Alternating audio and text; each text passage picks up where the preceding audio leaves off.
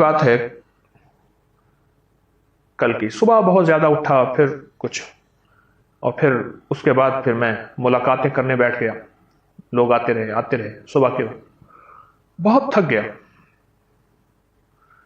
ہماری جنتری نے آنا ہے جنوری میں، تو اس کو دیکھنا تھا اور ذمہ داریاں. اب جسم بالکل نڈھال. فوراً مجھے خیال آیا کہ میں گڑ کھا لوں. گھر میں نے ایک گھڑا رکھا ہوا ہے مٹکا، اس میں گڑ رکھا ہوا ہے، اوپر کپڑا باندھا ہوا ہے. آپ اگر چاہتے ہیں کہ آپ گڑ صدیوں رہے، لفظ میں صدیوں کہہ رہا ہوں، سالوں تو دور کی بات ہے، صدیوں رہے، مٹی کا مٹکے میں گڑ ڈال دیں اور اوپر کپڑا باندھ دیں. جس گڑ میں میوہ ہوگا وہ گڑ نہ کبھی ڈالیے گا، کیونکہ بعض میوے والے گڑ بنتے ہیں، اس میں چیونٹی اور کیڑا پہنچ جاتا ہے. تو آپ گڑ رکھیں گھڑے میں، مٹکے میں. ایک فطری زندگی ہے. اوپر موٹا کپڑا باندھیں اور رسی باندھ دیں، دھاگا باندھ دیں، نکالا پھر اس طرح باندھ دیا. میں نے وہ گڑ کھایا، یقین جانیے، اور اس کے بعد پھر میں مسلسل اپنی ذمہ داریاں، مصروفیت، کام اور تھوڑا سا آرام، کام اور تھوڑا سا آرام کرتا رہا. نانی اماں رحمۃ اللہ علیہ کی بہت لمبی عمر تھی. میں نے دیکھی 2009 میں ان کا وصال ہوا. ان سے بہت کچھ سیکھنے کو ملا. فرماتی تھیں کہ میرے جو دادا تھے، نانی اماں رحمۃ اللہ علیہ کے دادا، وہ پہلے پیدل کا ہی سفر ہوتا تھا. فرمانے لگے کہ روٹی لی، اس میں تھوڑا سا گھی ڈالتے تھے تاکہ وہ نرم رہ جائے. دیسی آٹا ہوتا تھا، اور اس کو پکوا لیا. گڑ لے لیا، پانی کی ایک ساتھ چھاگل سی ساتھ رکھ لی، چمڑے کی بنی ہوتی تھی. پیدل کا سفر تھا. اور کہا کہ ایک دن میں وہ 41 میل سفر کرتے تھے، کلومیٹر نہیں، میل، جو یقیناً 60 کلومیٹر کے قریب بنتا ہے اندازہ.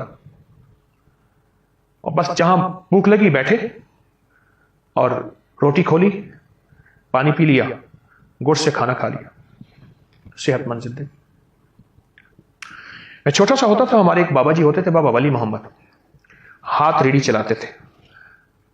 لکڑی کی ریڑھی ہوتی تھی، ہاتھ میں اس کو گھسیٹتے تھے، بوریاں رکھ کے، سامان رکھ کے. تو میں ان کی ریڑھی میں بیٹھ جاتا تھا اور خوش ہوتا تھا.